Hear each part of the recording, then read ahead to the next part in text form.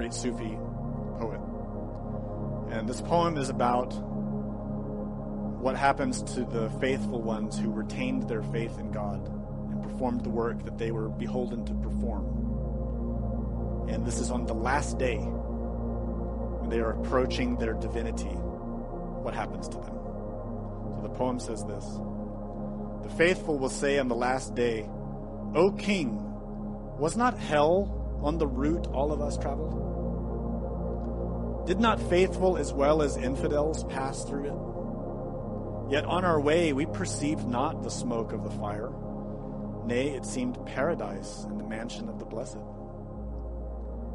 Then the king will answer, "That green garden, as it appeared to you on your passage through it, was indeed hell, and the place of dread torment. Yet for you it became a garden green with trees."